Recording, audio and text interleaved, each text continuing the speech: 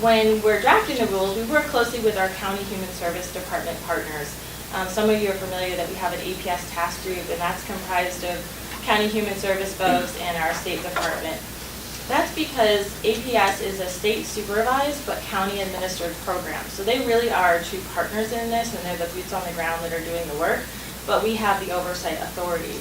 So it makes sense for us when we're crafting new rules to be proposed to our state board to sit down with them and say, okay, we think the rules should be this. What do you think? How does that work for you? You know, and have those conversations.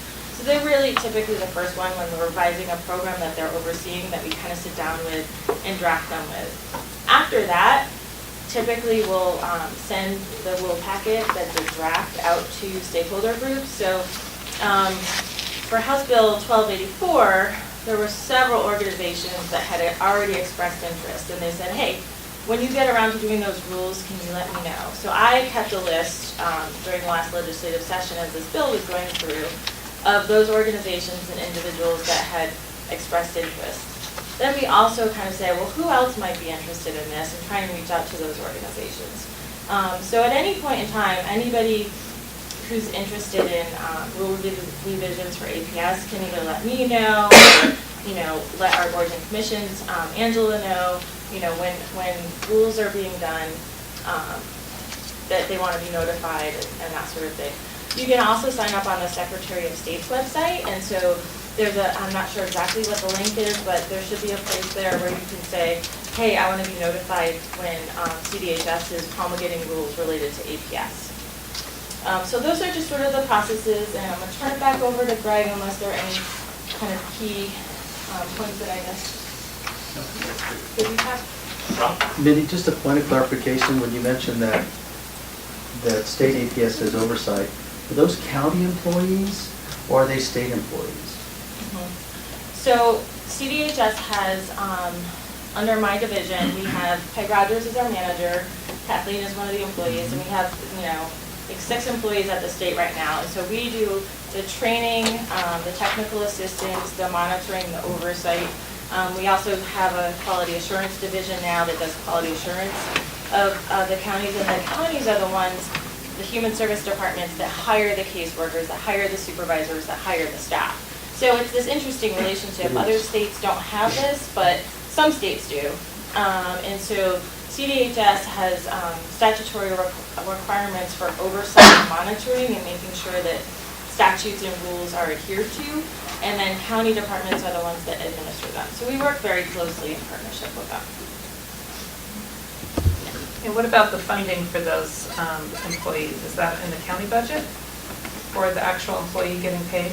The APS employee at the county level, are they paid by the county, or is the money coming through the state to the county? So the long bill includes an allocation for adult protective services. There's an administrative portion that goes to pay for our CDH staff, and then there's a county portion that goes to support APS administration on the local level. And so then there's also a county match that's required. It's state funding for a county level position.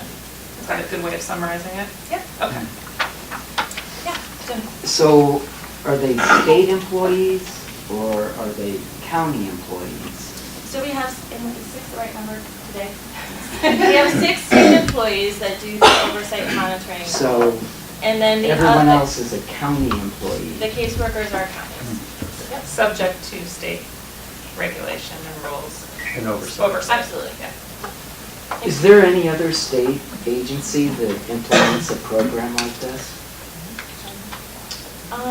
When you say a program like this, Or whatever language you want to use. yeah. So CDHS, I can speak with some of my other colleagues, but CDHS oversees several programs that are state supervised and county administered. Okay. So it's not unique to this program. For example, the Child Protective Services program is administered the same way. Some of our food assistance, economic security programs, things like that. So this is a very, you know, it's the way Colorado does human services. Yep. And maybe just one last question and comment. Maybe somewhere down the road, because I know it's a lot to explain your oversight and how you do that, but maybe what she's telling me to project.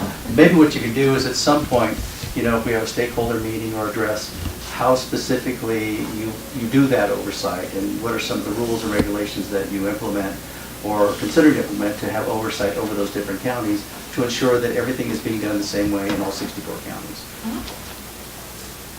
And that's probably, it's too much to discuss now, but Right. that's just a comment and an observation. Parking lot, do we have a parking Did lot? you have a parking lot for stuff? Yeah. Just made a note. Oh, good, perfect, thank you. Thank you. Yep. Did you have one more, or was that? It's similar? just a comment that we hear a lot from families is, you know, with the CCB structure, because you have, they're under federal and state, but then they all interpret individually across the 20 CCBs. And so parents get really frustrated because they're like, we hear this on this CCB and it's different at this CCB, and why isn't it standard? And so then we just keep creating that same situation, and it's hard for people who aren't in it every day to understand why there's so much discrepancy. Mhm. So, that's all. Parking lot. All right. Thanks, Mindy.